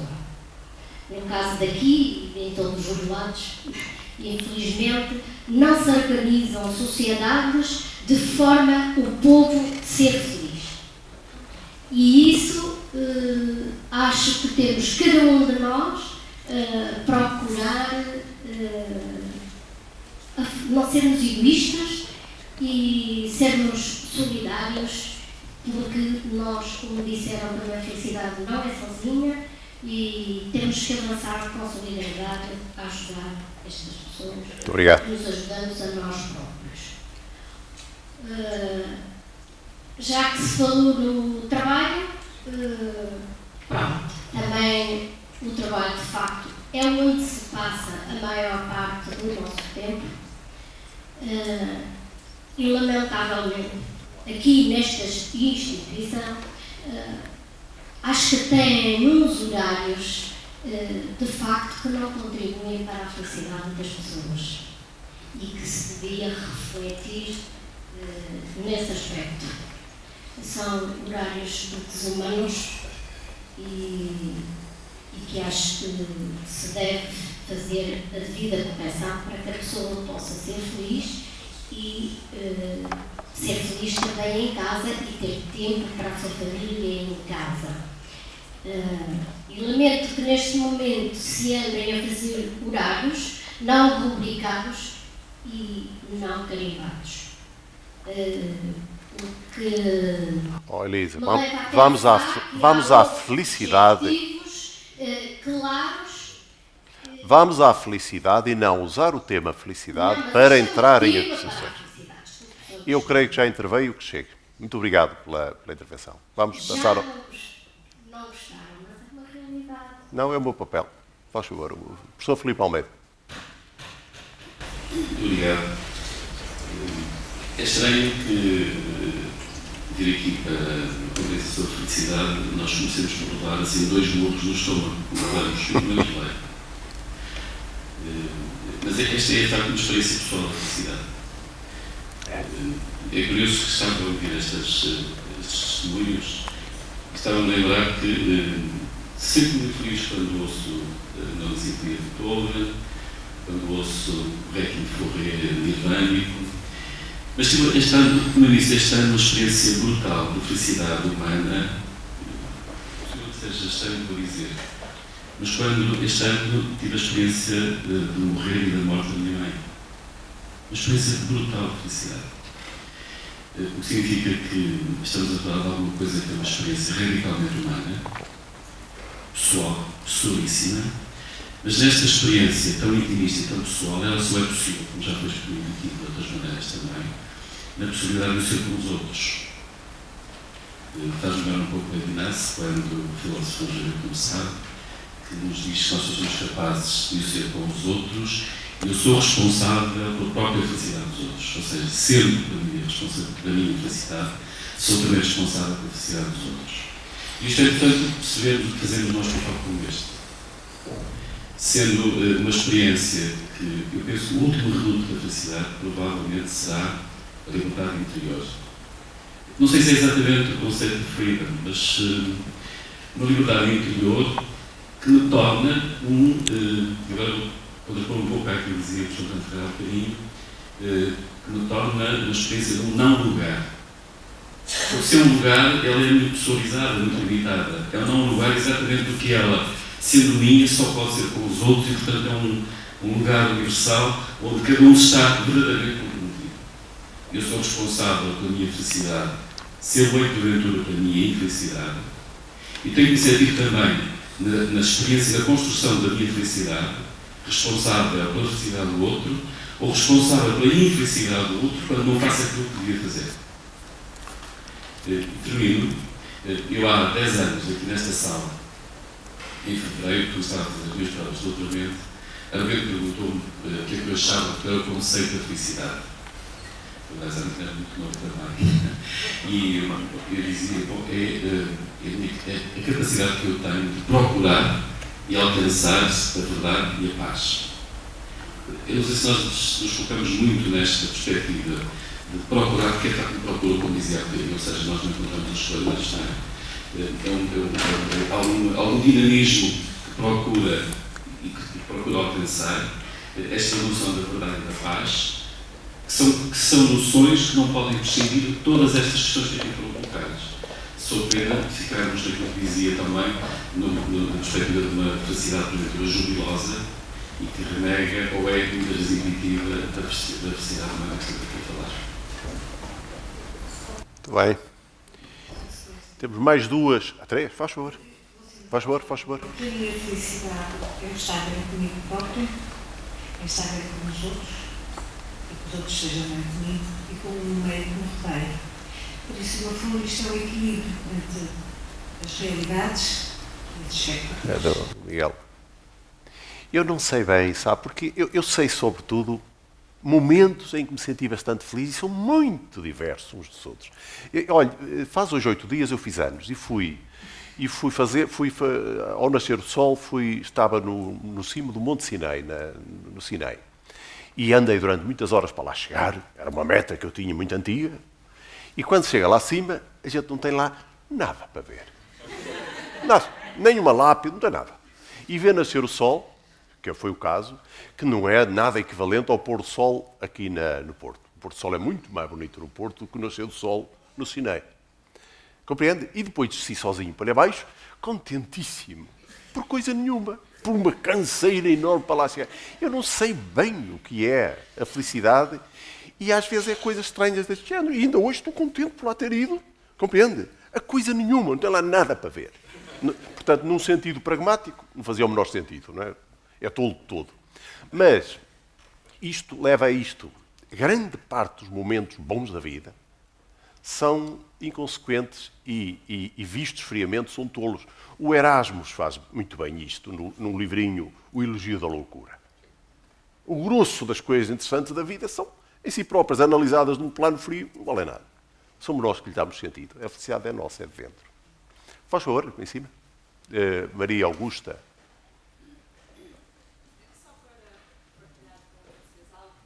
Bom, esta senhora sabe porque é psiquiatra.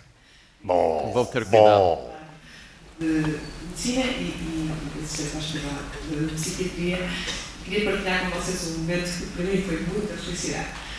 Eu sou conhecida porque dou palestras sobre drogas. Falam sempre de cannabis, toda a gente pede para falar sobre drogas.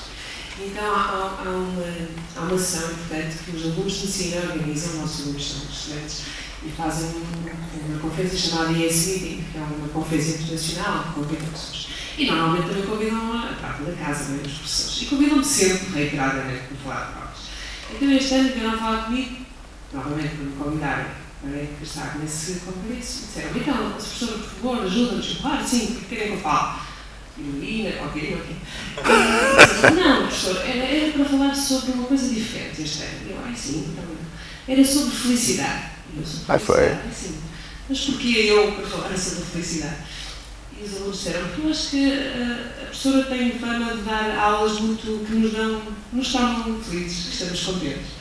Eu fui, sinceramente, acho que me senti feliz. Muito bem. Claro. Foi assim um momento de plenitude. Pensei, isto foi um bom retorno, não é? E tem a ver um bocadinho às vezes com a nossa atitude no trabalho e com outros. E eu, se calhar, acho que sou assim também, porque trabalho com pessoas com dificuldades na área mental e que nos dão muito, não é? E essa partilha dessas pessoas com mais dificuldade, que muitas vezes são excluídas, e que o hospital tem feito realmente um ótimo trabalho na área da saúde mental, no sentido da redução do estigma. Eu acho que são elas que nos trazem essa capacidade de lidar com eles. Obrigada pela vossa... Muito bem. Quer algum comentário? Ou o Richler ou o Machado? E sempre que queiram, naturalmente. Eu só diria uma coisa, que é essa felicidade de receber um convite inesperado ou falar de um tema inesperado me acontece com alguma frequência e estou sempre grato porque estou um bocado conhecido em Portugal. Então as pessoas às vezes agradecem os livros e o meu momento favorito é eu entrei no metro de Lisboa, isto há um ano, senti-me ao lado de uma senhora bastante volumosa e ela olhou para mim e depois foi assim, olhou outra vez, voltou. E finalmente ela disse, o senhor é Richard Zimler? E eu disse, sim, sou. Ela grita, não é possível, não é possível. E ela a gritar, e eu disse, eu tirei do bolso o meu cartão de identidade para dizer, não, eu sou. Não é possível, não acredito. E tinha muita graça. E ela explicou que ela tinha acabado de ler um dos meus romances essa manhã, estava a pensar em mim e eu entrei pela porta do metro. E essas ocasiões para mim têm muita graça e eu fico sempre muito feliz. Faz favor.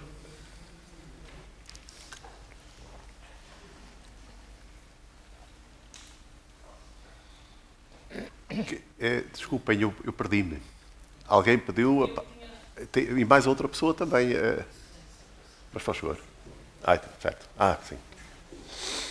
Está certo.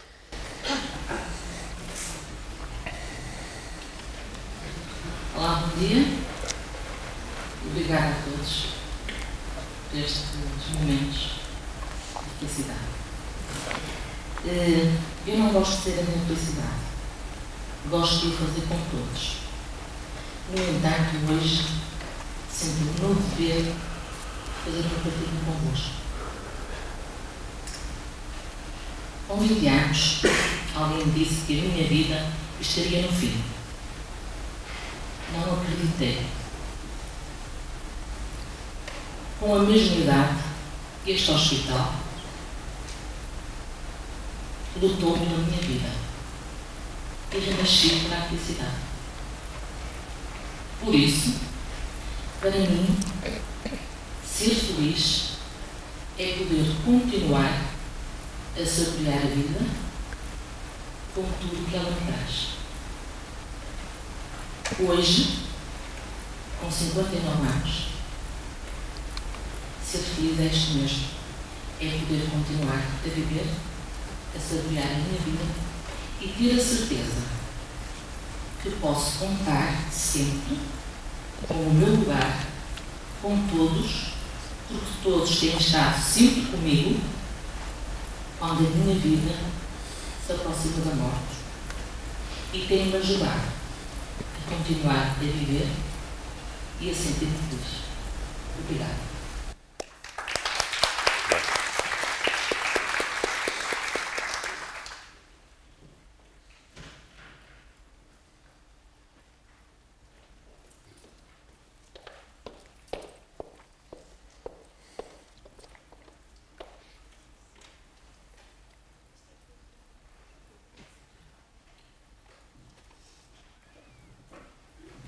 Olá, bom dia. Eu sou o Nuno, sou terapeuta e hoje estou aqui na qualidade de vir acompanhar e apoiar o Dr. Rui Machado, uma vez que faço parte da Associação Portuguesa de Doentes Neuromusculares. E ao ouvir tudo aquilo que temos estado aqui a falar, leva-me a falar de uma palavra que creio que ainda não registramos, que é a aceitação. Eu penso que não conseguimos ser plenamente felizes se não nos aceitarmos plenamente como nós somos e se não aceitarmos o outro como ele é. À medida que as pessoas foram falando, fiz um exercício de introspecção e de facto registrei que durante muito tempo não fui feliz porque não me aceitava totalmente como era. Era o gordinho da turma, havia sempre um mas e havia sempre um até. O que é que isto quer dizer? Tu até tens uma cara bonita, mas és tão gordinho. Tu até és inteligente, mas tu até consegues, mas isso, ainda que não me detivesse dos meus objetivos e das minhas expectativas, a tal gestão que o Miguel Gonçalves falava e que de facto é fundamental para atingirmos a felicidade, a verdade é que se tivermos sempre o dedo apontado, não é fácil nós pensarmos de outra forma. Obviamente vamos crescendo, vamos também tornar-nos mais atentos e a verdade é que os momentos plenos de felicidade só aconteceram depois de eu me aceitar verdadeiramente como eu sou. E a palavra aceitação tem esta interpretação e este cunho pessoal, como tratam bem e vocês lidam diariamente com mudanças do projeto de vida das pessoas perante o diagnóstico de uma doença, perante um acidente, perante uma lesão vertebral, qualquer que seja, onde a partir daquele momento a gestão das expectativas, o projeto de vida daquela pessoa, daquela família muda. E creio que se não existir a verdadeira aceitação da condição, nunca existirá a plenitude da felicidade, nunca existirá uma análise limpa de como nós vamos olhar para aquilo que realmente está a acontecer, para as oportunidades que nos vão aparecendo, para os sinais que as pessoas nos estão a transmitir. Portanto, era esta partilha que eu queria transmitir e que sinto muito na vivência com as doenças neuromusculares, porque onde noto nitidamente a diferença entre uma pessoa que aceita a sua condição de uma doença degenerativa e restante família e de outra pessoa ou outra família que de facto acomoda-se à situação, mas não aceita a sua condição. Obrigado. Essa questão da aceitação é tremenda, porque a não aceitação das nossas características é um fator, sobretudo, de infelicidade, sempre. No seu caso, no seu exemplo, diz assim, mas és gordinho. Se fosse magrinho, era mas és gordinho, porque o problema estava em si na mesma, compreende? O mas está em nós. É tremendo, quer dizer, nós temos mesmo que aceitar como somos. E depois partir daí. Agora, o problema que se discute aqui sempre da felicidade é que qualquer destes aspectos são aspectos parcelares, mais ligados à infelicidade, A falta de aceitação é que dá a infelicidade, mas nunca são receitas para dar felicidade. Quer dizer, compreendem? São pressupostos. É um castigo. Quer dizer, é difícil, no fim, a gente definir e receitar felicidade. Dizer, faz isto e és feliz. Sabemos é o que podemos, o que fazendo, uma lista imensa de coisas que nos limita à felicidade. Mas é claro, a aceitação é vital. Faz favor, nós estamos a caminhar para o fim, mesmo no tempo. Ainda temos aqui pelo menos uma intervenção. Faz favor. Ui, meu Deus. Se calhar também a partilhar um bocadinho algumas das minhas experiências, e se calhar também o que eu entendo por felicidade. E eu acho que há uma receita de certa forma também para a felicidade. E acho que muitas vezes ela é transmitida através da educação, ou seja, no meio onde nós crescemos. E, por exemplo, aqui dou um conceito, por exemplo, dos avós, dos pais, mas podem ser todos os exemplos de nichos onde as crianças são educadas. No fundo, a vida dá-nos depois a razão para pensar, não é? E depois com a morte finaliza a nossa etapa. Ou seja, a felicidade acaba por ser contínua, desde que estejamos vivos. Quando morremos, ela acaba. E as crianças são felizes. Não há os filtros, à medida que vamos caminhando para adulto, esvanece a criatividade e o estar bem. Que quando se debate com as regras da sociedade, é que nós nos sentimos infelizes. Se não pensarmos até o momento, que é o que acontece em algumas doenças, continuamos felizes. Isso é quase dizer-me que felicidade é um estado de inconsciência. À medida que nos tornarmos mais lúcidos, mais racionais, lá foi. É terrível. Falta. Aqui duas palavras. Pois, diga. Que eu também tinha que disse agora recentemente, que era a aceitação. Certamente. E o equilíbrio. E o equilíbrio é a paz que nós conseguimos no momento de cessar determinados pensamentos na nossa mente. E quando a nossa mente está em paz, quando nós não conseguimos dar a paz, nós estamos felizes. E muitas das vezes eu considero a felicidade, e portanto, sobre uma base mais científica, que é, neste caso, a bioquímica, e o nosso organismo tem imensos processos, desde glicose e vários metabolitos que estão ao mesmo tempo a funcionar, e eles têm todo com equilíbrio. Claro. E nós, hoje em dia, o que nós não conseguimos ainda, de certa forma, ter consciência é que há momentos felizes, mas naquele momento aconteceram milhões de coisas ao mesmo tempo que não foram quantificadas, nem através de vídeo, elas são perceptíveis, ou seja, desde as interiores, desde todas as moléculas. Por acaso eu achava que ficava bem aqui falaste de oxitocina e também de quando se dá um abraço, que também era libertário, e no fundo diz-se que até se em algumas reuniões de alguns gestores ou governantes houvesse lá um vaporizador de oxitocina, se calhar eles até chegavam a algumas conclusões mais rápido. E acho que sim, isso transmite-se, e se nós as nossas crianças conseguirmos que elas mantenham a criança viva e não a matem, depois dos 20 anos ou qualquer coisa assim, porque é isso que eu acho que nós encontramos quando somos confrontados com a perda de um braço, de uma perna, ou ficamos aclimados para o resto do tempo, é que voltamos a tentar encontrar dentro de nós próprios onde é que está aquela criança que nos vai permitir adaptar à nova realidade. E aí voltamos outra vez a agarrar-nos à vida e a continuar. Agora só queria fazer um paralelismo com outra coisa, que foi quando eu viajei para sítios diferentes e apercebi-me que as famílias também transmitem de forma diferente a alegria ou a felicidade. E por exemplo aqui, quando eu assisto às vezes as duas crianças que saíram de uma festa e se vão despedir uma da outra, elas abraçam, choram, dizem, não te vais embora, fica aqui. E quando estive na Alemanha e estavam duas crianças a despedir-se também, neste caso era num autocarro, que tinham passado fim de semana juntos, elas abraçaram-se e disseram adeus. Ou seja, elas sabiam que aquele momento tinha acabado, que tinham vivido, mas que depois se iam novamente encontrar. Ou seja, não atribuíam a mesma emoção ao mesmo estado, mas elas estavam felizes e também estariam tristes nos dois momentos. Por isso, tudo depende dos olhos com que se vê as coisas. E acho que a mensagem é que a felicidade está no nosso olhar. Está mais em nós do que no nosso meio envolvente, não é? Também me parece. A gente vê aquela população pobre da América Central, de Cuba, e dão uma imagem externa de bem-estar, apesar da pobreza, apesar... Também penso que sim. Faz favor. Não era, sim, é. É assim, eu acho, não sei o nome, ao contrário daquele colega disse, eu acho que aqui já se falou da aceitação. O doutor Rui Machado já tinha falado, deu outro nome, mais duro, chamou-lhe resignação.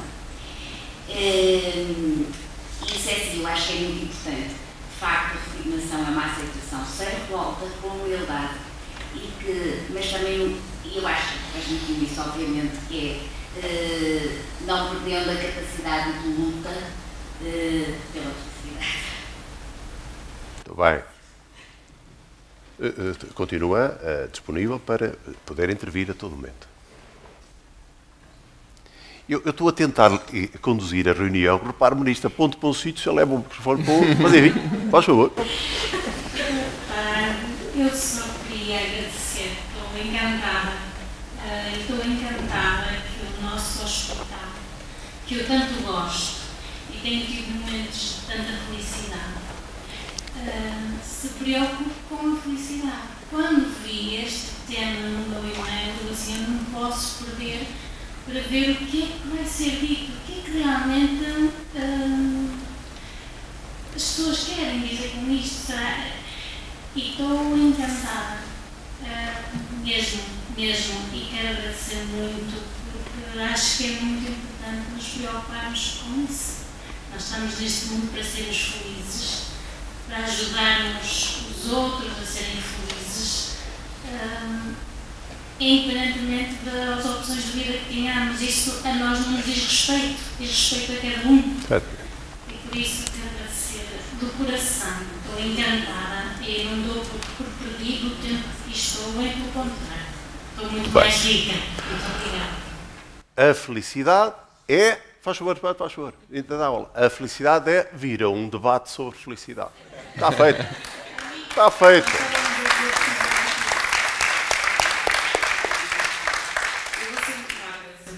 Ah, por Deus. Eu sou a Sofia, sou responsável pelo programa Erasmus na faculdade e era sobre isso que eu queria falar. Só há algum tempo é que eu reparei e me dei conta de que eu faço os nossos alunos muito felizes. O meu feedback quando os estudantes voltam de fazer o programa Erasmus, dizem que aprenderam a ir às compras, que aprenderam a lavar a roupa, absolutamente.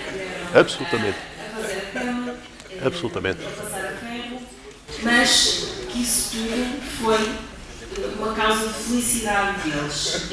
E por isso eu me sinto muito feliz também, por proporcionar essa felicidade e por ajudá-los a organizar essa felicidade. Tenho muito orgulho na Faculdade de Medicina de Porto. Acho que dou o meu melhor à faculdade e é isso. Mas enquanto o microfone vem, é real, a Sofia tem participado muito bem nisso, sabe também do meu entusiasmo pelo Erasmus. O Erasmus é de facto uma fonte de enriquecimento brutal dos estudantes, que nos traz aqui outra vez ao tema anterior, que é a oportunidade deles partilharem experiências, conhecerem pessoas, partilharem vivências com outras pessoas. Voltamos ao mesmo, quer dizer, é a dimensão social da felicidade que dá aos alunos, enriquece-os e é feliz com isso, obviamente. Faz favor, quem aqui deste lado, faz favor. É a última intervenção da assistência, compreendem? Porque continuamos já daqui a 8 dias, naturalmente. Boa tarde, meu nome é Viana. Eu serei um bocado no outsider desta audiência, porque não tenho formação nenhuma na área de saúde. E vim aqui porque achei, falaram nesta conferência, achei o tema muito bonito e fiquei curiosa. E vim mais para ouvir do que para falar. Mas a conversa tornou-se bem interessante, que vou acabar por dar uma contribuição do que é que a minha felicidade em certas circunstâncias e também colocar uma questão. Como tento, ou neste caso curadora, houve um momento da minha vida em que eu passei muito tempo nos hospitais a acompanhar o familiar. E o que eu lhes posso dizer é que a minha felicidade nesses momentos era quando a minha mãe era tratada como uma doente única. Isto é, sentir que as pessoas têm muitos doentes, mas todos os doentes são únicos. E eu encontrei isso em muitos profissionais de saúde. E acho que isso faz uma grande diferença. Isso é um modo da minha vida agora dizer que profissionais de saúde é importante que assim seja e nós sentimos isso, quer doente, quer cuidador. E isto é o meu comentário. E agora a minha questão é a seguinte: falou-se aqui bastante em deficiência motora, houve contribuições de pessoas na audiência sobre a deficiência motora e como é que isso está associado à felicidade, como é que se contribui para a felicidade numa pessoa com esse tipo de deficiência. Eu gostava de ouvir também, obviamente, outra deficiência, que é a doença mental. Aquela pessoa que muitas vezes está inserida na sociedade, mas outras vezes não está e não sabe o que é a realidade. Como é que nós podemos contribuir para a felicidade dessa pessoa? O que é a felicidade de uma pessoa dessas quando está inserida na sociedade e quando está numa realidade que é diferente? Alguém responde ou a Maria Augusta já não está? António, que é capaz de dizer alguma coisa sobre o assunto, já que pegou no microfone?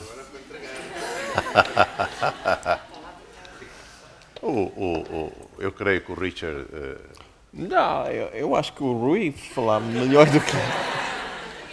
Muito bem, é evidente, é isso mesmo. Faz favor, mas é mesmo isto, as questões valem também só por si, mesmo sem resposta. Também, uma nota ainda, é natural que enquanto profissionais especialmente simpáticos, porque também sorri muito, sabe? Isso ajuda muito, os profissionais. António, não, a Maria Augusta saiu. Depois estava atrás da Maria Augusta, mas já saiu. Mas ele é internista e os internistas... É? É. Eu ficava... Mas eu então perguntava pelo usador da oxitocina para ser falado com algumas decisões com mais jeito. Mas não, o que eu estava a dizer era isto, é que nós aqui lá no nosso departamento de saúde mental vamos todos os anos ver peças de teatro feitas por doentes que estão internados ou que estão em casa, mas não estão ao dia.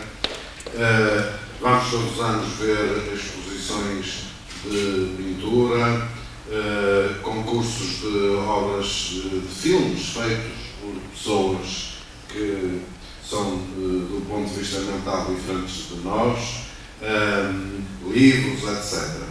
E eu devo dizer que, pelo menos, eu sinto, ainda recentemente, numa das exposições que aqui temos, eu acho que ela ainda está ali à volta da imagem do São João Batista, uma imagem do século XVIII, em pedra, que está ali à frente do hospital. Em todos esses momentos, eu acho que transcende a felicidade. E, portanto, parece-me, é igual aos outros. Tem momentos. Agora, mais disto não sei. Claro. Pois não, mas realmente a gente experimenta isso. Tem momentos, realmente tem momentos. Tem momentos absolutamente fantásticos e coisas absolutamente extraordinárias e que, quer dizer, e que eu acho que não são explicáveis, não sei, mas que se vivem. Isso é o mais importante. E, portanto, é indiferente, é verdadeiramente indiferente ter uma esquizofrenia ou o que quer que seja, porque se consegue em momentos sublimes. Claro. Mais que isso não sei. Professor Filipe, sempre, faz favor. Eu queria responder à sua pergunta. Faz favor. Não quero fugir. Eu acho que aqui um dos contributos desta conferência é, de facto, nós percebemos que a felicidade não é uma, são várias. É de quem é do seu dono. Mas aquilo que pode fazer, perguntam-me o que é que podia fazer. Aquilo que pode fazer é conhecer essa pessoa sem nenhum tipo de preconceitos. É isso que pode fazer. Aquilo que eu estou a pedir é difícil, Mas é isso que pode fazer.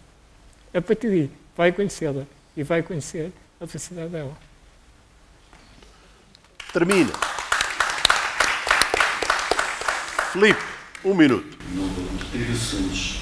Esta questão da capacidade, da possibilidade de ser feliz ou não, mental ou outro. Se eu tiver um vaso muito grande, preciso de muita água para fazer transbordar. Se eu tiver um vaso pequenino, faço transbordar com muito pouco. Um pouco isto, ou seja, o que cada um precisa à sua medida, sabendo que para os que têm uma capacidade pequenina é muito fácil. Você é o dono, pá. Você é o patrão. Afinal, não é o último, porque o António é o patrão. E eu... Não é? Voltava a falar com o patrão, mas com o irmão, para certificar isto. Porque quando queria fazer a minha irmã feliz, bastava chegar-me junto dela e fazer de conta que caía. E ela adorava e ria-se. Quer dizer, claro. Não preciso mais. Claro. É isso. Meus senhores, muito obrigado pela participação. 2-8. 2-8, a religião e a felicidade. A religião católica e a comunidade Bahá'í. A maior parte não conhece, vai passar a conhecer. Muito obrigado a todos.